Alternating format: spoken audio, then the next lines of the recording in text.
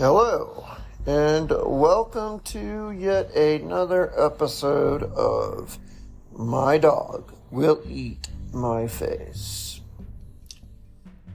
This week, I wanted to discuss, I guess it's two different things, but one turned out to more or less be a non-event. So I'm just going to include it in the introduction. And both these events actually came about through a nurse visit with my hospice team. Technically, it was with two different nurses. One I had never met before, and one being my usual nurse, I suppose. The meeting with the one that I had never met before was simply for the fact that I was visited with an acute infection of some sort. So that's just the unfortunate truth that even though I'm in end-stage heart failure or whatever other ailment you might imagine, I can still just get plain old sick like anyone else. And that's exactly what happened. But they threw some antibiotics at me and I'm feeling a little bit better. So it's just like everyone else. But the reason why I wanted to bring up that visit was because I found that some of my dialogue with this nurse, who had also never obviously met me before, to be quite interesting. And that's the majority of what I intend to share today. Now, my meeting with my usual nurse was unfortunately somewhat indicative of advancing progression to my heart condition worsening over time. And she had basically heard rather consistently one week a pretty pronounced arrhythmia in my pulse, and a very low pulse for me as well, which is interesting. But we decided to kind of sit and wait for a week and see what happens. And I guess the good news is the following week the arrhythmia can no longer be heard and the pulse more or less returned to normal. So, kind of a weird little freak out moment that I was originally going to talk about if it turned into something big. But since it went away, it's probably just one of those cases of me improving on some days, making some days better, and then there's some days where it's just worse. So, that being said, that's really the entirety of my visit with my regular nurse. But the visit with the nurse who was new to me and I was new to her was actually quite interesting. She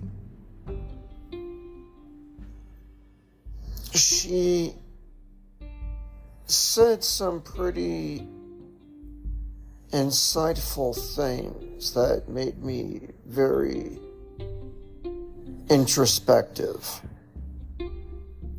because she had said some things that, to be quite honest, I haven't heard anybody really say before. And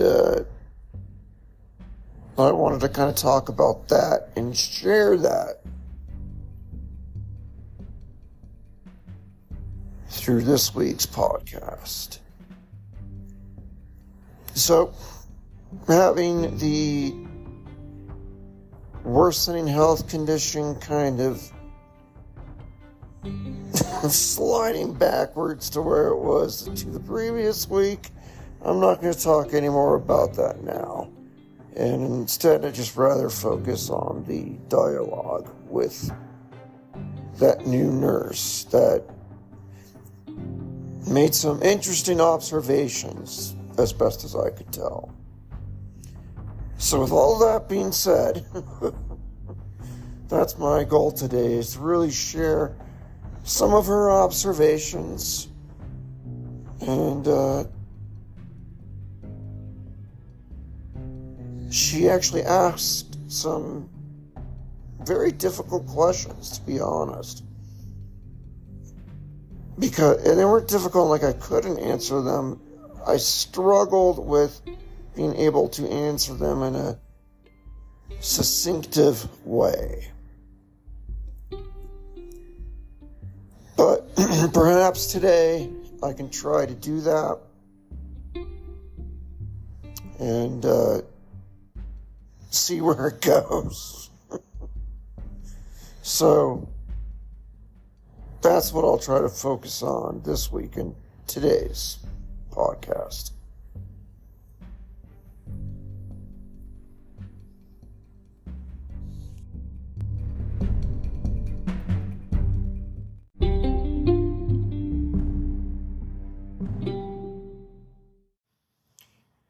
So when this nurse first visited me, we were, of course, as I already stated, total strangers.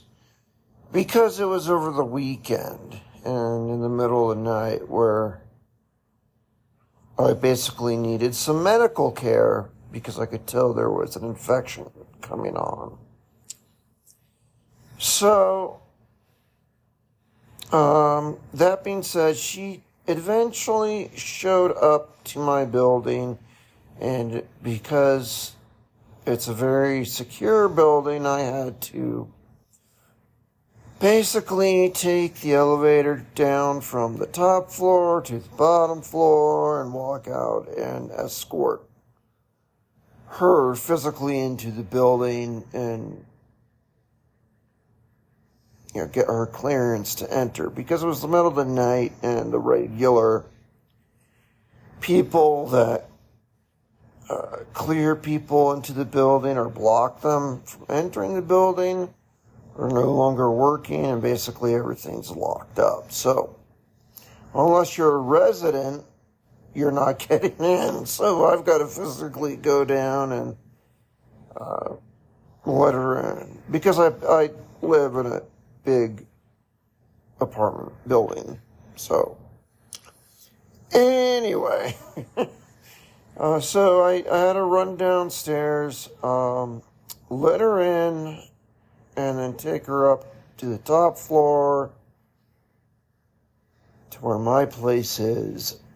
One of the things she said first off was something like, "Well, you certainly are very chipper." And I don't know if I ever had a nurse call me that. And I was kind of taken aback, and I said, "What do you mean?" And she's like, "Well, most of my patients aren't running out of their place and going outside of the street to let somebody in the building, and you're moving around a lot and doing things." I'm like, "Oh, I see what you're saying. I'm kind of uppity for someone who's been told he's only got months to live at best. And she goes, right. I know, it is very morbid and a little macabre, but that's really what she meant. Most of her patients were, oh gosh, down now, probably twice my age, probably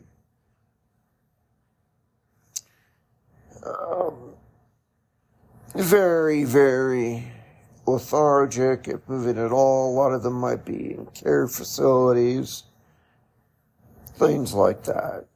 And that's just the nature of the hospice business, right? It's not common, I guess, and I can see what she meant, that it's not common for the patient themselves to go down all these floors to the street and buzz you in, sort of, and escort you up to the top floor to gain entry, and be moving around and all that. So once she had explained that, yeah, it's quite unusual for someone who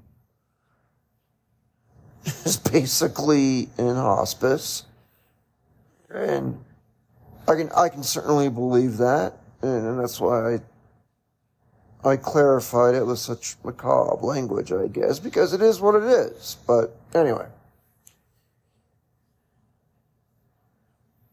And I said, oh, I see what you mean. And yeah, I guess I'm kind of weird compared to a lot of the other patients. I do a lot of stuff. I move around. I'm absolutely certain I laugh every single day of my life. If I were a betting man, I would bet $1 million that I don't have. But I would bet $1 million that I am laughing every single day of my life nowadays. So, I don't think I was ever, well, I don't want to say in absolutes, I don't think I was frequently in that state before hospice, to be honest, but for the last year or two, I would bet that I'd laughed every single day. And that doesn't have actually anything to do with necessarily me. I didn't get into this with the nurse, but, I'll share it here. But the reason why I say that is because I adopted my latest dog, and it is impossible to go through a day sad, depressed, scared, whatever, and not feel better, and also to not laugh, because you can do some of the silliest things. I just start thinking about it when I start giggling. So, I really don't think lately I've gone for a day without laughing. And that's absolutely wonderful and amazing. To be in that state at the end of life. I mean, I would think that would only be because your brain's failing and you're deranged, which might be so. It did happen for a little bit, several months ago. I had an episode that still is not really well explained. But, yeah, I wouldn't normally expect that either. So I guess, for her being a nurse in this business, she kind of saw how I acted and my lifestyle and translated it to, "You sure are chipper." So I think that's fair. I think that's a fair statement for her to make. Just because of how I deal with my day-to-day life. But I actually took it even a step further and said, yeah, and not only do I tend to move around a lot and do things, I don't just sit in bed all day. There are some days where I'm kind of like that. That's absolutely true. And I don't love those days. I feel really lousy when I feel like I can't get out of bed. But some days are better than others still. And I put those in those really bad days categories where I just feel really fatigued and just can't seem to get out of bed and stay out of bed. So that does happen, frankly. But still, even with that said, I move around a lot more and do things a lot more than most of the other people in this situation. And as I was beginning to say, I took it in a step further and said, yeah, and I am completely at peace in my mind with my own mortality. I am completely at peace with the possibility of dying tomorrow or tonight or sooner, I'm okay with it.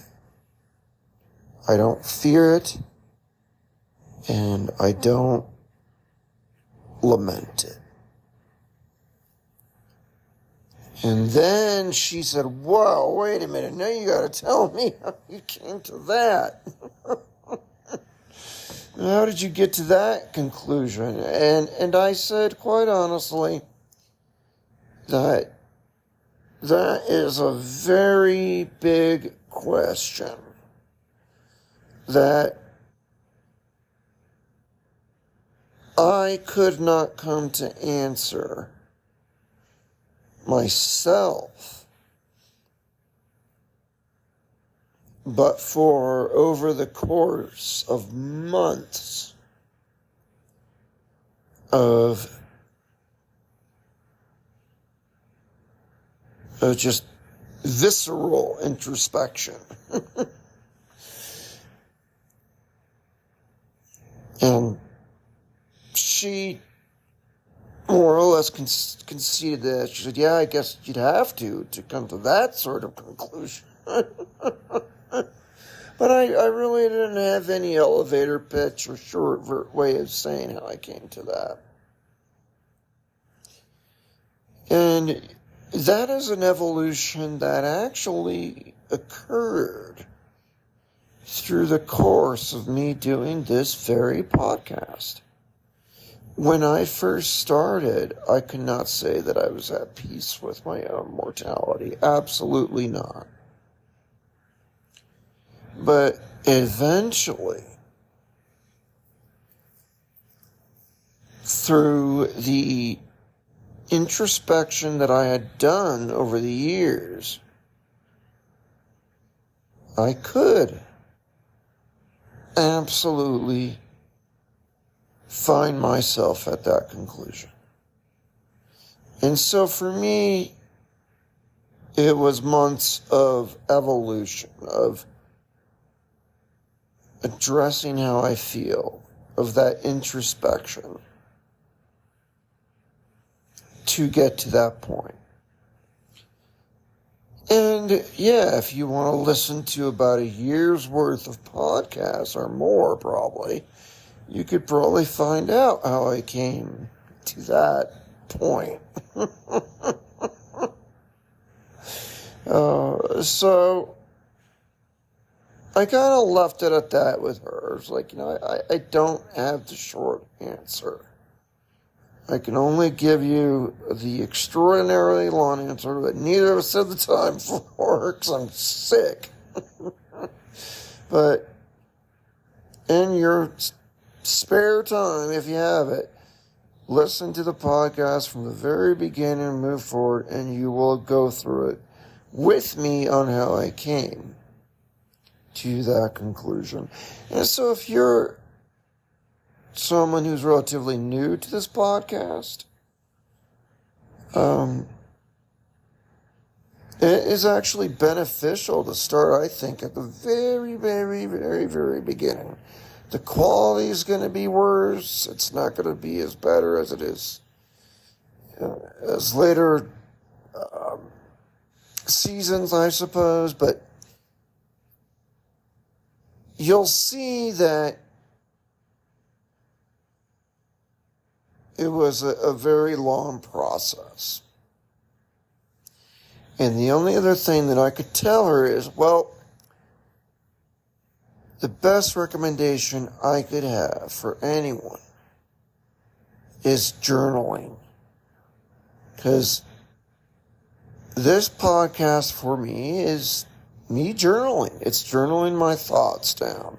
Most of the time I pick a topic, it's something that's on my mind, and then I enter it with no script. And hopefully come to a point to where I solve whatever was bothering me or was on my mind or answered whatever question I had internally. So it's 99% unscripted. It might be one or two words of what I wish to talk about written down, but that's it. That is it.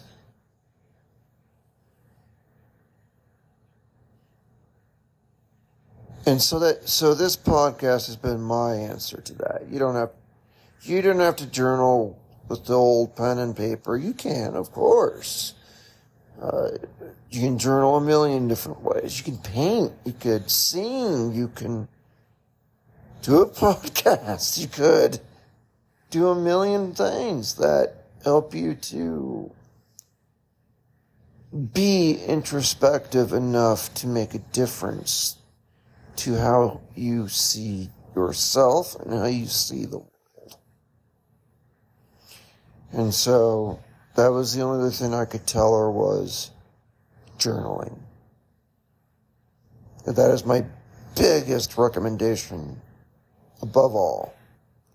Journal. Keep a journal. And I think the vast majority of mental health professionals would say that is absolutely correct. Journaling has been shown to improve and help mental development and mental trauma, because you start to address those things and introspect with those things. And despite all the medications, all the therapists out there, and how good they could be, if you're not asking yourself honestly these things, then you're not going to get anywhere, probably. And journaling is just a great way to do that, to ask you those questions and to overcome those things.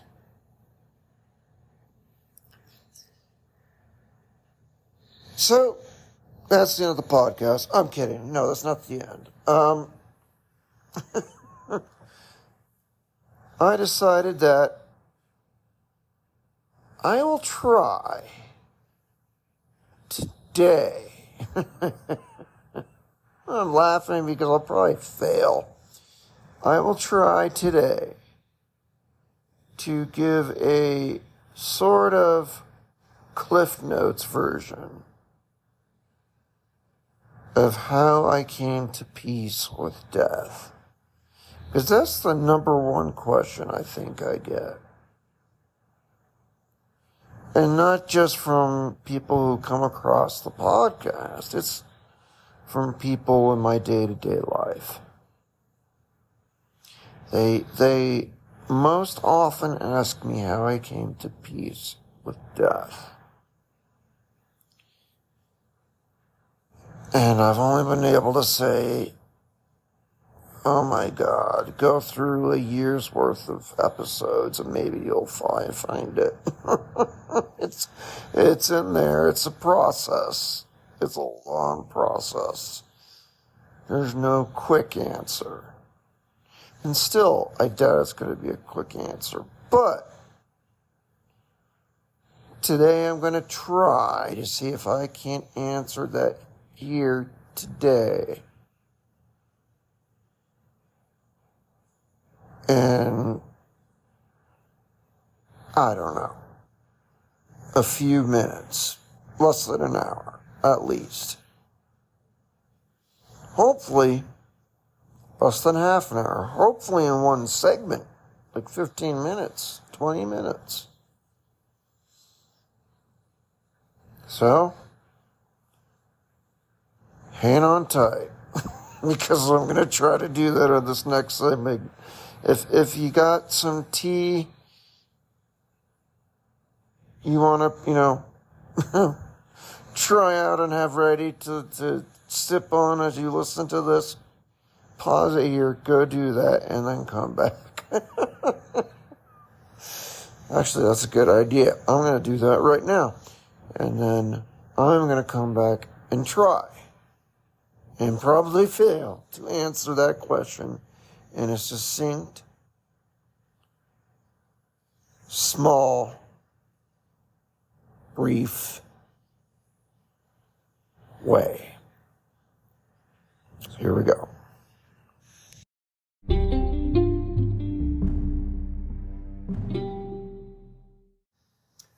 All right. As I'm back, well settled here, I will try to answer this nurse's question as much as I can in, let's say, about a quarter an hour, 20 minutes or so.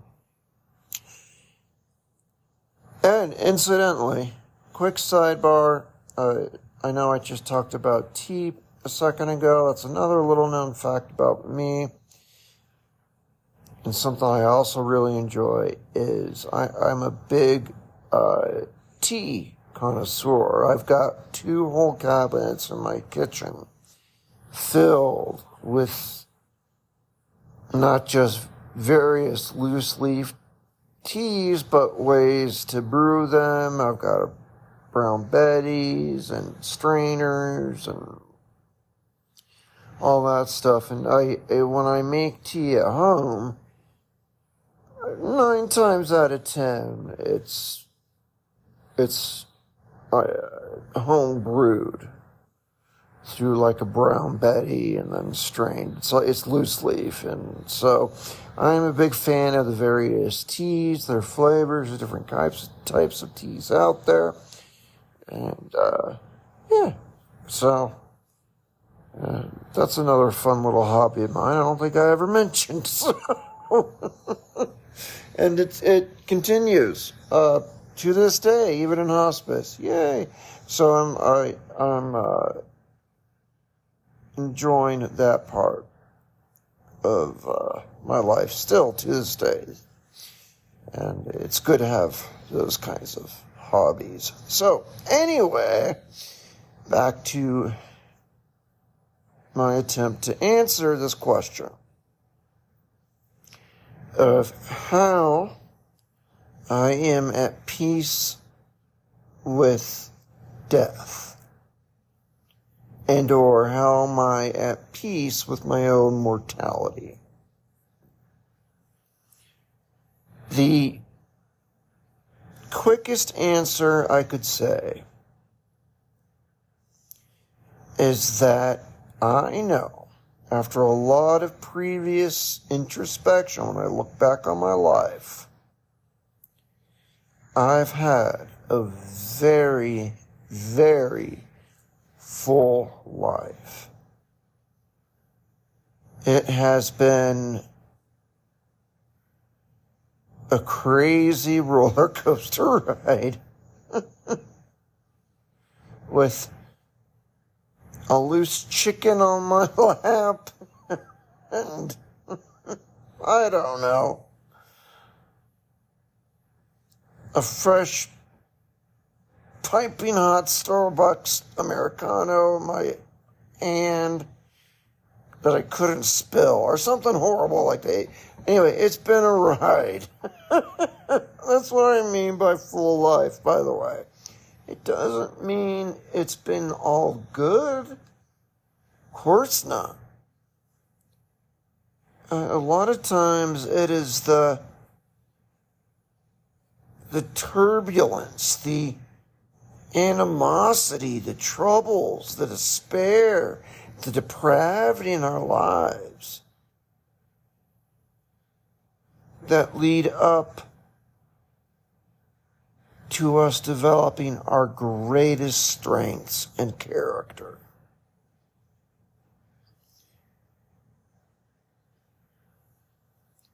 And even my most favorite author in the world, Christopher Hitchens, said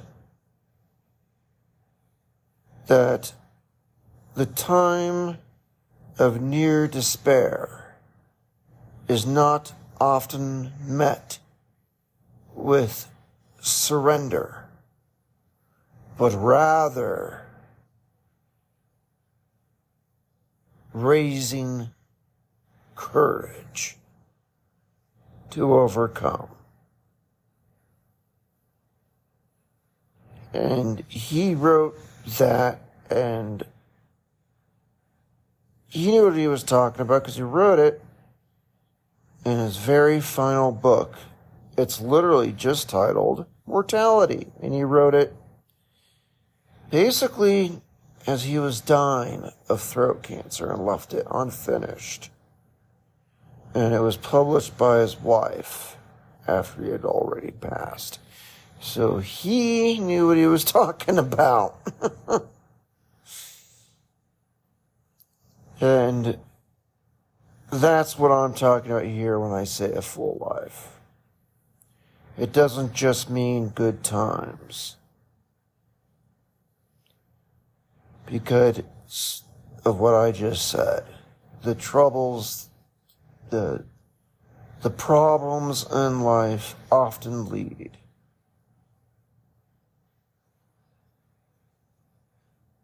to your true character and bravery, and will help you to build upon that character and that bravery. So, I know for a fact, just through introspection, that I have had a full life. Very good and very bad have both occurred. Honestly, I would say lots of very good and lots of bad. I don't know if I have any very bad. Maybe a couple sprinkles of very bad here and there, but not a lot. I mean, I'm just being honest. I didn't have too many horrible events in my life. I mean, my God, compare that to the entire population of the European continent in the 1940s. How arrogant would I be to say, oh yeah, I can relate to that. My God, no, I cannot. No, I can't. That's a real hard life. So really am reluctant to even say I have had any tremendous hardship, to be totally frank. Maybe touches here and there, but certainly not a big bowl of soup of travesty. You know what I mean? Just a little peppered in here and there. So, again, that's just me being honest with myself. I mean, again, just look at the people in Europe in the 1940s. There's this little thing going on called World War II, and I'm sorry, in the United States, the people who lived at the time were called the greatest generation for a reason. And they didn't even live in Europe. They lived in Nebraska or Los Angeles or Brooklyn, and they went there to do it, you know? But think about the people who lived there. My God. You know, that's just one event off the top of my head. I could think of 19 others off the top of my head that are way worse than any experience I've ever had many times over. So, yes, I've had a full life with a lot of bad, I guess, but honestly, it's just not been that bad. I'm just being born. Anyway, I'm going off on a tangent. I gotta stop that. So, the best thing about knowing that you've had a full life is that it's something that has occurred in the past. And whatever has occurred in the past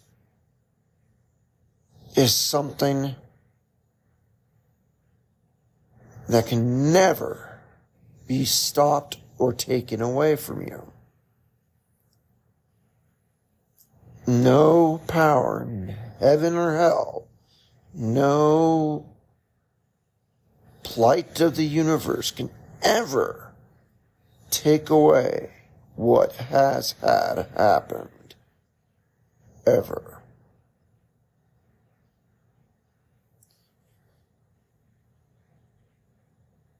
It is like a bell, as people often say. Once you ring it, you can't unring a bell. And that's key. That's key to why having a full life is something that I can, to some degree, rest some laurels on. And never worry about what happens next, because yesterday and today, I lived my life best I could.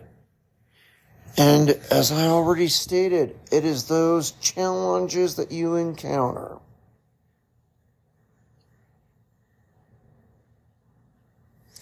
that really refine you and turn you into the person you are. And hopefully turns you into the person you want to be.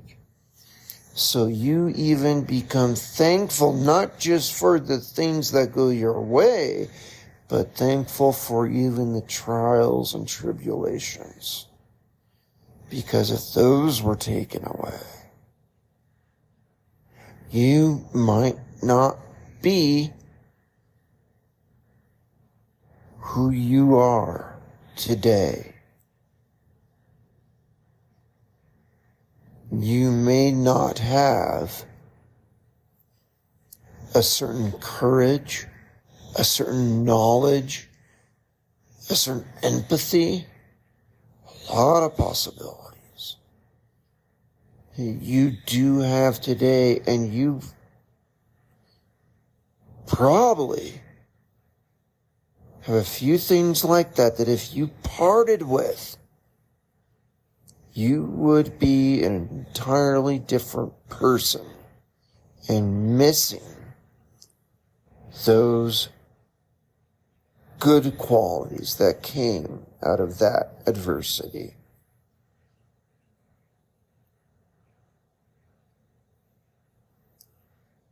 And that's why when I did my Thanksgiving podcast, I said, you need to be thankful not just for the good, but also the calamities in life, because they have made you, hopefully,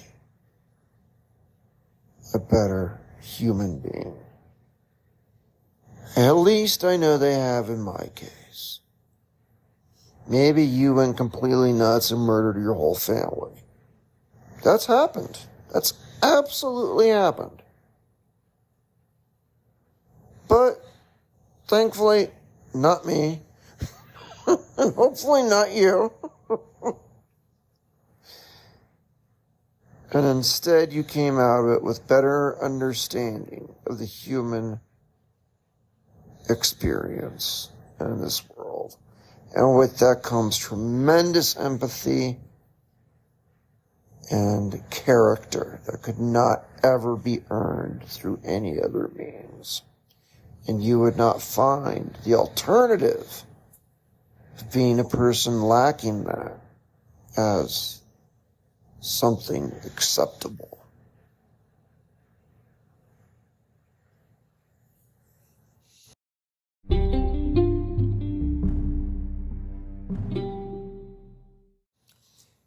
Actually, to even drive this point a little bit further home, and that is that even adversity is something to be thankful for if you look at it the right way. I am going to cheat. I know I said I never have a script, but technically I still don't have a script, but it reminded me of something that I wrote when I was in Orlando jail.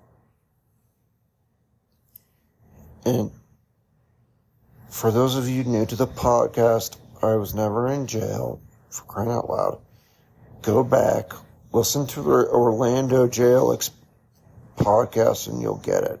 Anyway, when I was in Orlando jail, they had a word of the day in these group meetings to where you were supposed to meditate on the meaning of the word. And if you can't meditate, which is my case, I can't just sit still, it's just me, you could write about it. And so I was like, oh, yeah, I could do that. Yeah, great, I can write. And so I composed my interpretation of these single words when I was there. And it produced this vast, enormous collection of writings where I basically had, I think they gave like 10 minutes to meditate or write on that word. And they picked the word. So obviously it was challenging. I'd have to think about something that maybe I've never thought about before. Or something that I thought was entirely stupid. But that was the word they picked, so here we go. And I actually capped, though, everything I wrote from my time there. And there was a particular day where it somewhat echoes what I stated already with respect to using calamity or adversity, whatever it might be, to make of yourself a better person. And that actually is integrity. It's a word they chose for us to meditate and write about if we didn't want to meditate. But it really struck home with me in a different way. And I was reminded of it because it somewhat reflects what I had just stated regarding even the bad things are things that you can be thankful for because they made you who you are today. And losing those bad things would probably actually make you, frankly, worse of a person. So I'm cheating because I remembered that one day when they had the word of the day thing, it was integrity, and I went through my little journal from Orlando jail, and I found it because what I wrote in that journal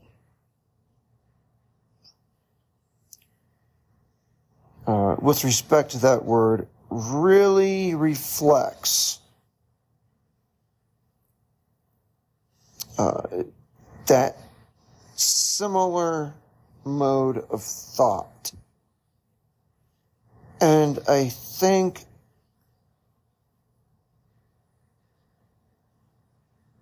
integrity, as I discuss it here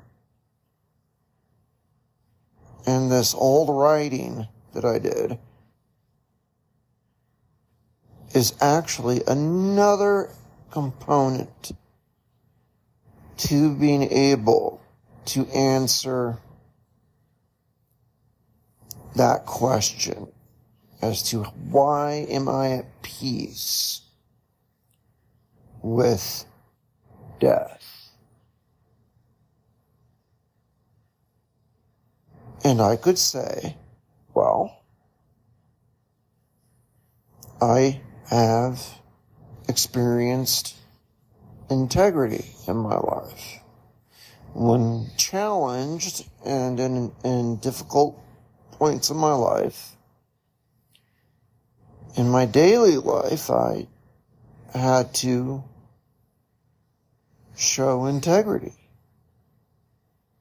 And it doesn't mean something as simple as you might be thinking it is right now. Maybe a few of you might think, oh, that's a deep thought, actually, but it's you who are thinking that it's a deeper thought or more closer to the truth than not. But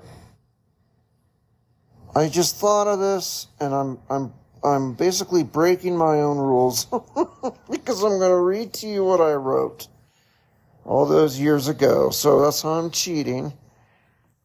But I'm only doing so because it came to mind as a good deviation from what I just said with respect to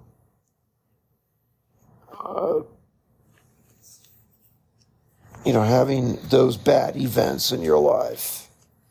So without further ado here, let me jump into it. Again, I only had 10 minutes to think about it and write, so it's literally just like one page. So don't worry, you don't have to have your eyes glossed over and I wonder if he brought a carry-on bag to this, but no, it's short enough. Anyway, integrity. When considering integrity, I ponder not just the concepts of honesty or truthfulness, but rather the concept of being whole, or solid, or reliable.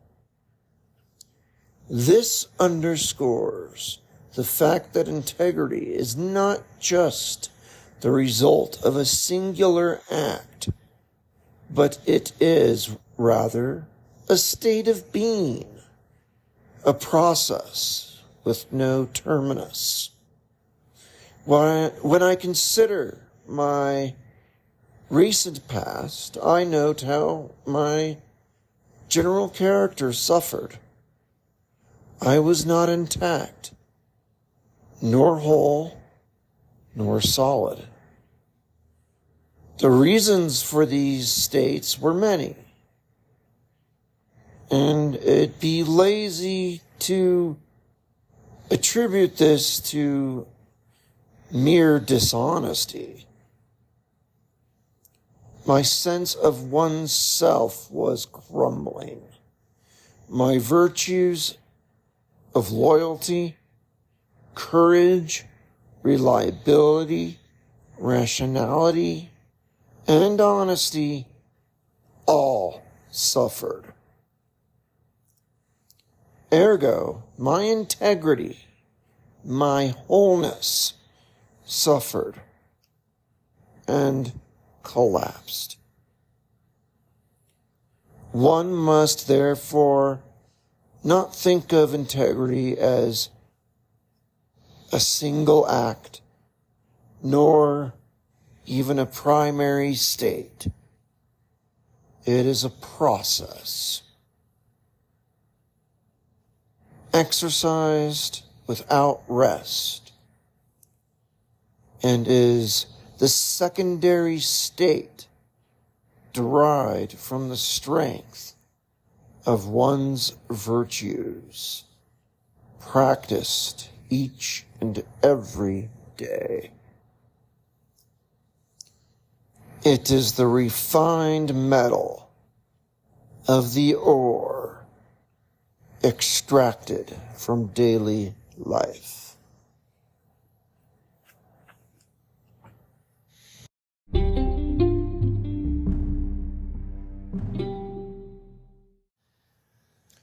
So, I think to be at peace with one's mortality, it is a similar situation to integrity itself. It's not the end of a journey. It's not a place you get to and rest. It's something you have to exercise every day.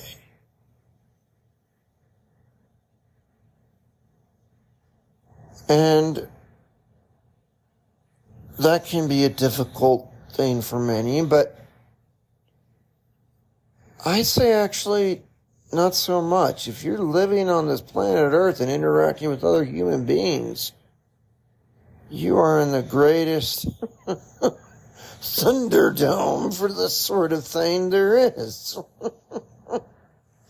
When you deal with how many people that have no problem giving you adversity or insulting you or tearing you down or your plans change, anything, anything can happen.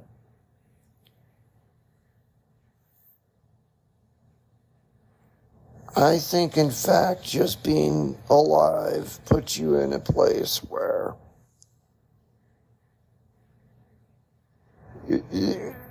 you mesh perfectly anything that requires daily exercise. just by virtue of the fact of you living here on Earth. And by no means is that an insult, but it's just the truth, it's just the way it is. So I don't think it's something that's that difficult, frankly. When you look at it the right way, you're going to go through this every day, whether you like it or not. The only thing that matters is how you handle it.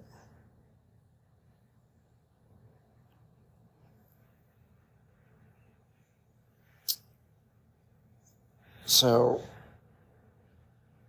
that brings up another point.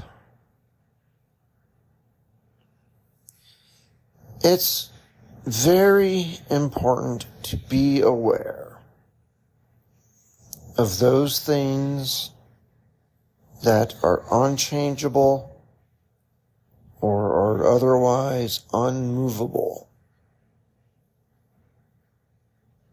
and those that are changeable and movable.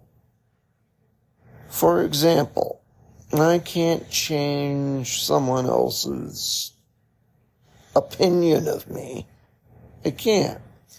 I've experienced it many times where people just meet me and they immediately think I am like the love child between Hitler and Stalin for some reason.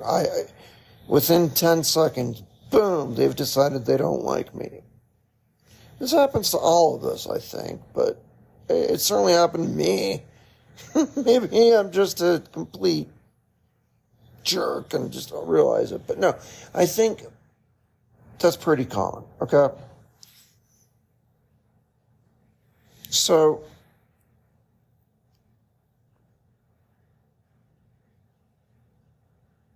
I can't change that.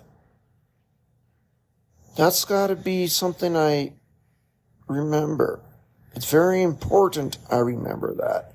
I cannot change people making rash and silly decisions or having ridiculous opinions about me.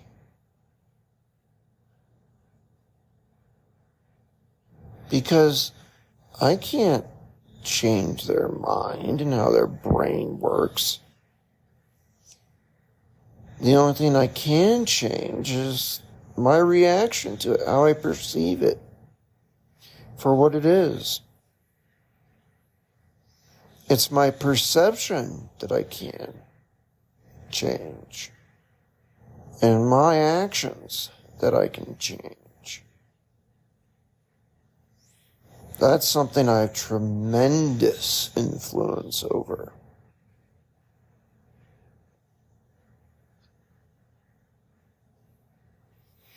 But unfortunately, there's a lot of other things, obviously, I don't have any influence over.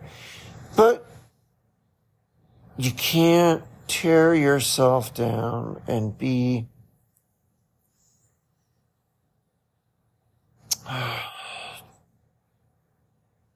just, I'm trying to think of the right word. You can't be humbled or torn down or demoralized or any of those things because of things that are completely out of your control. When a hurricane hits, you don't punch yourself in the nose. That's the best analogy I could say.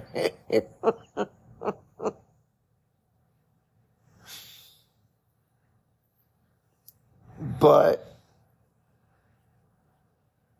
you can go to Home Depot or Lowe's and get the appropriate wood and boards and nails to hammer up the windows and protect your home and make sure your insurance policies are all still paid for and active, and before you evacuate, if you evacuate, might want to take any of those reference documents with you, just in case. You know, there's things you can do to minimize that hurricane hitting you. But just sitting there and punching yourself in the face is really not going to do anything.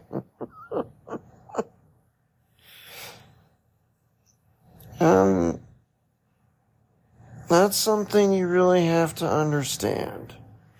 And I struggle with that. I admit it. I struggle with that a lot.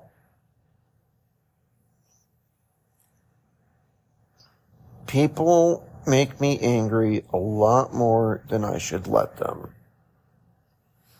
I let them live in my head, free of rent, way too often. And I admit it's a challenge for me.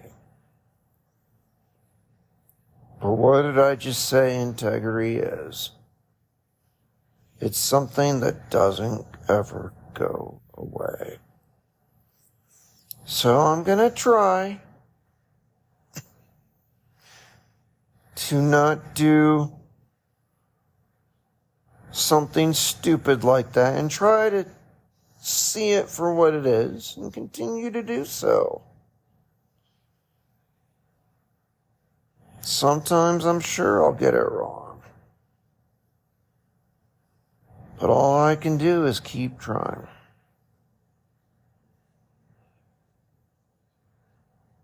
Because that's never going to go away. That's just part of life. But, yes, knowing what you can and cannot change is integral to being at peace with really anything. And truth being told, I guarantee you, dear listener, you will die.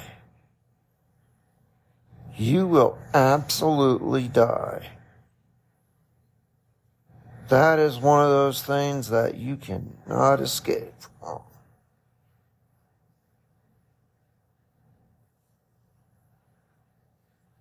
What do you do about it? Lock your door, sit in the corner, terrified to go outside?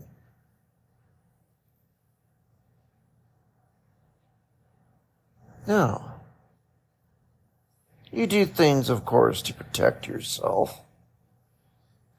Get the appropriate insurance for things so some things aren't catastrophic.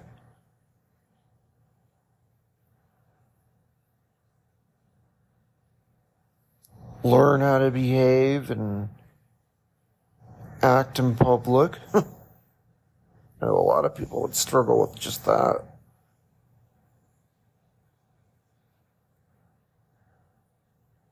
You do the things you can do, the things you can control, and live your life to the best of your ability.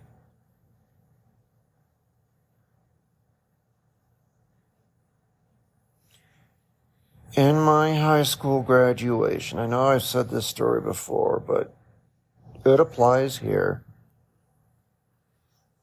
The, what do you call it? The valedictorian, whatever. I had to give a speech at the end. And I remember she said that she learned in high school that worrying about things is like trying to solve an algebra problem by chewing gum. And that stuck with me for the rest of my life. Because worrying doesn't do anything. It just doesn't do anything. Now, you could become aware of a danger or a threat and take appropriate precautions to handle that. Of course, do that, yes. But don't just worry about it. That's not going to do anything. So I think being aware of what is in your influence and what is not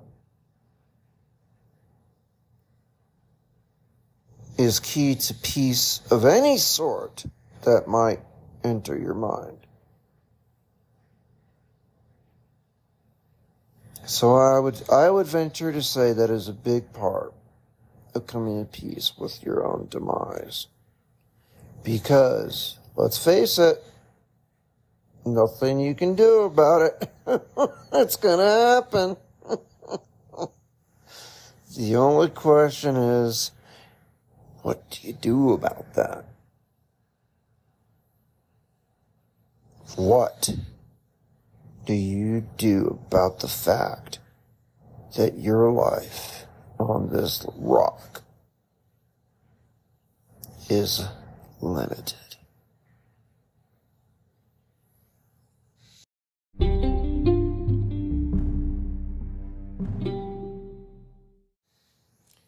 Finally, one aspect I'm going to say that brought me to peace with death. My own, I should say, not others. Sorry, I better make that distinction. Sorry, bad joke. The other thing that's brought me peace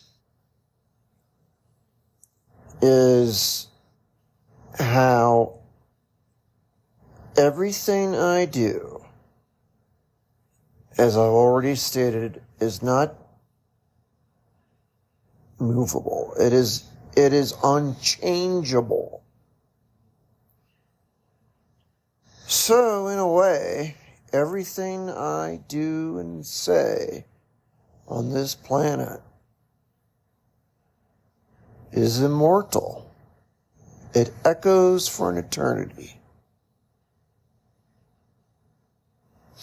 What you do in life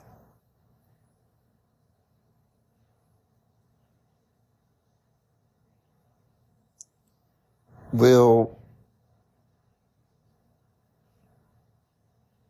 echo for all of time.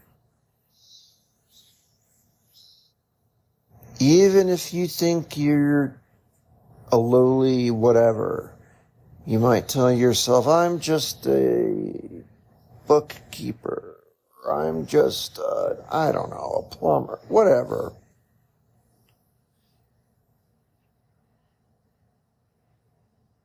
But everything you do matters. Your impact on others matters. Your trade, however you earn a living, matters. You don't have to be a big hero or general or something crazy like that for it to matter. I guarantee you that. Have you ever hired a lousy vendor to do a job?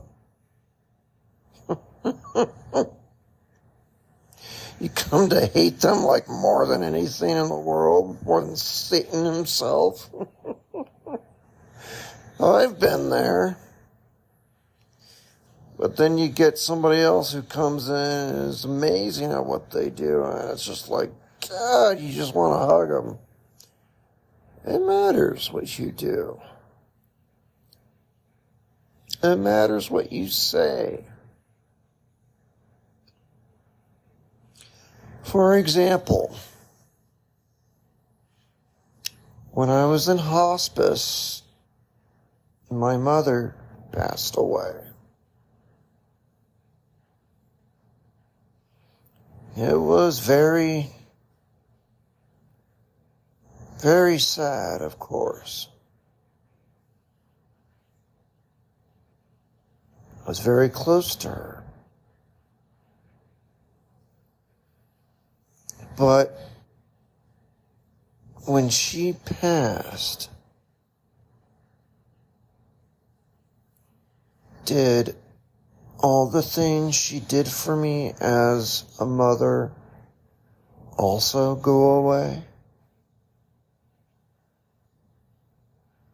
No, of course not.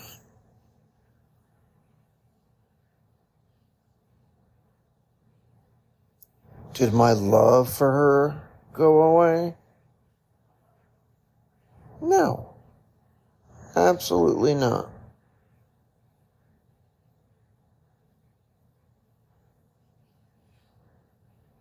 She will always be my mother. I'll have no other mother.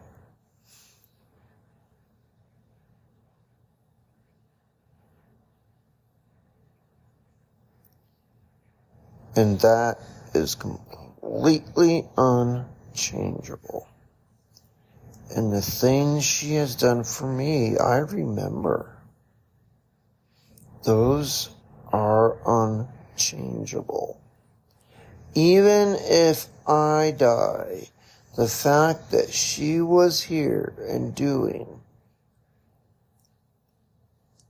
positive things to others, to me, to her other children, perhaps to strangers,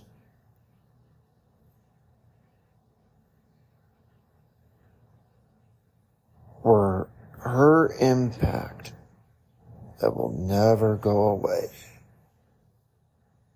Nothing in heaven or hell or in the universe can take away that which has already occurred.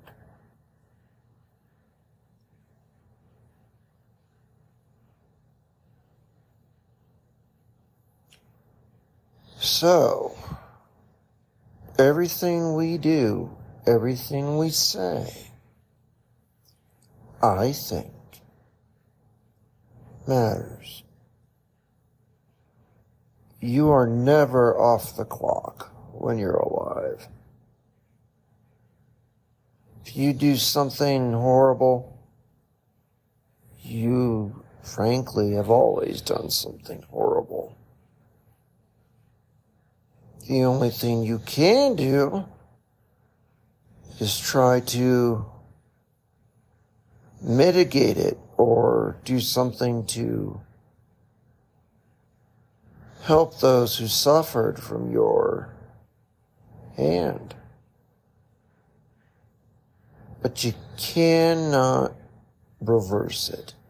You cannot make it a thing that never happened, as much as you might like to. Believe you me, I've got plenty of things I've done that I wish I could erase from ever happening. But that's just not an option, is it? It's not.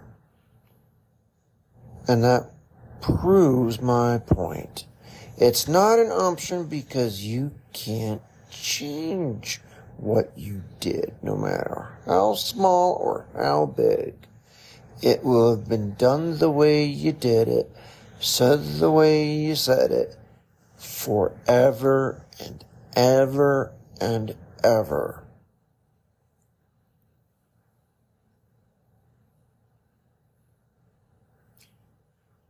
So, to me,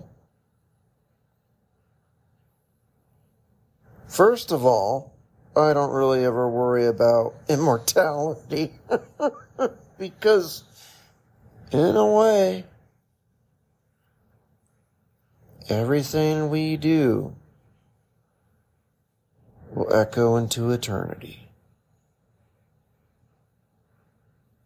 Maybe your name will never be remembered, but the fact that you were here and you did certain things cannot be undone. It doesn't matter if people know your name or not. What only matters is what you did. If you want to be famous, fine. That's a different goal altogether. But if you truly want to to be immortal, let's say, you got it. Everything you do can never be undone. No matter what. Not even by centuries of other generations forgetting your name and what you did. You still did it. It never can be undone. You might say it doesn't matter anymore, though. Maybe not. Maybe not. That's the problem. The simplest of actions can be a domino effect that lead to profound changes in the universe.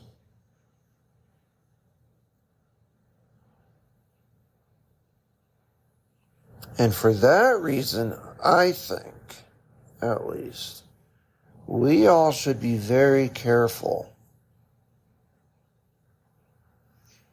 in what we say and in what we do.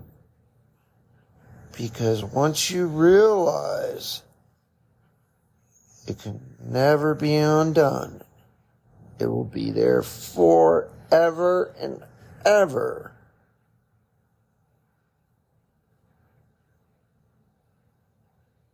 You better behave accordingly.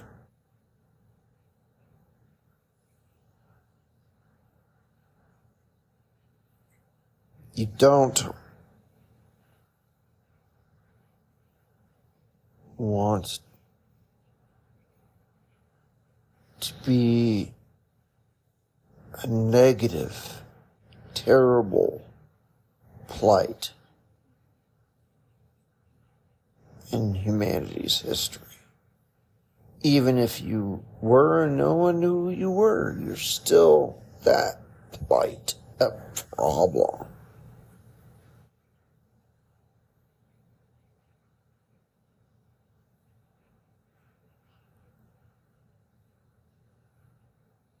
But if you strive to do the right thing and be a good person and maybe have a good influence on things, even, again, if no one remembers you, you still did those good things.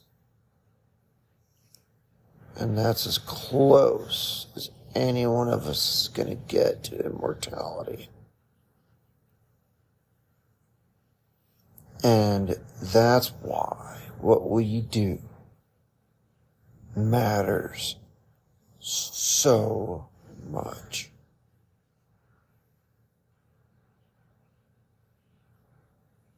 I don't have to say behave as though everything you do will last forever.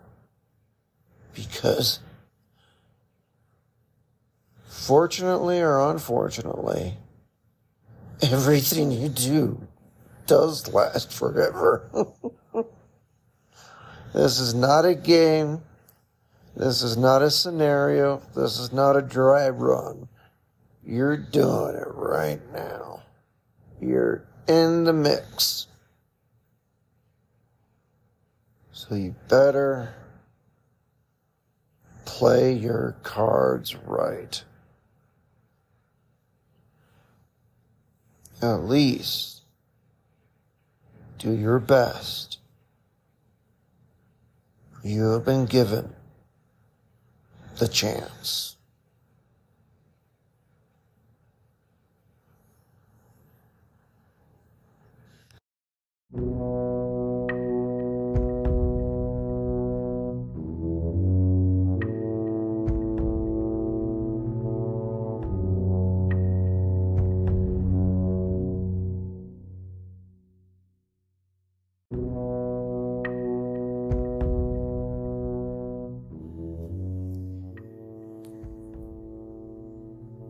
So, I think with all that said, I managed to, as best I could,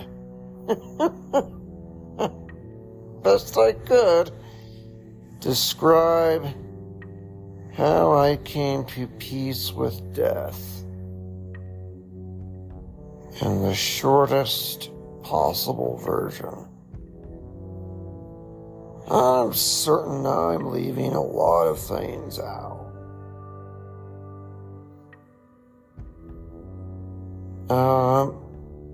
But at least I got the meat of it.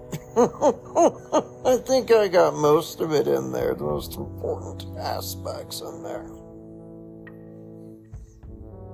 Unfortunately, though, still the best way to know the answer to that is to go back and hour by hour, day by day, just follow how the evolution of my mind changed. And that's still the best way to answer that question of how I became at peace with death.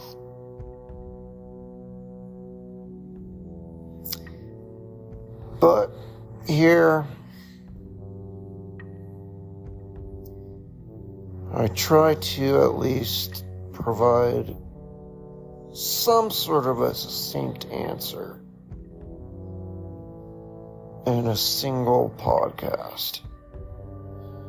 Now, if you were to ask me to give you an elevator pitch that answers that question,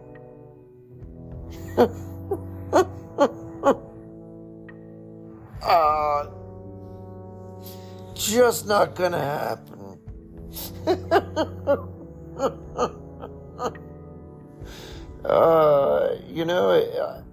Actually, maybe I could do it in one word. One word. Because there is actually one commonality to every single thing I shared here. And one thing that I think is extraordinarily important. To being at peace with anything. Big, small, death, mortality, or your golf handicap, whatever, whatever you have to be at peace with.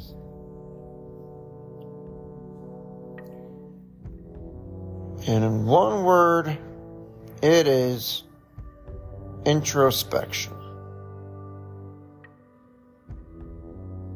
That's it. That's how you get there, I think. Lots and lots of introspection. You might get there and do that and come to some different conclusion that's maybe closer to reality than mine. I don't know. But you won't know either if you don't at least do that. The key component to all of this, for sure, is introspection. And that's why, again, I strongly encourage journaling. And so too do many mental health professionals. I think that's really a good thing to do. Obviously. I think it's something that only brings about benefit.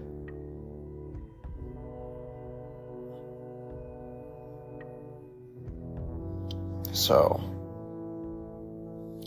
with all that being said, I am going to go ahead and wrap up this podcast for this week.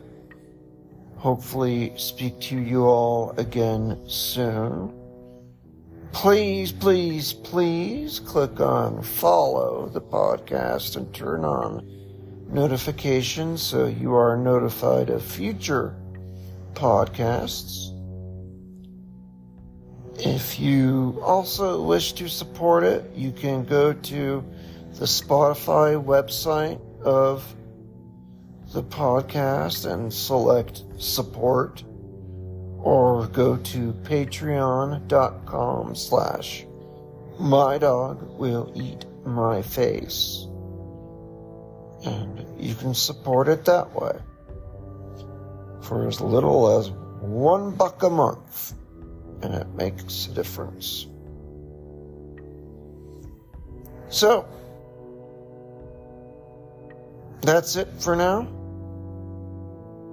And auf Wiedersehen.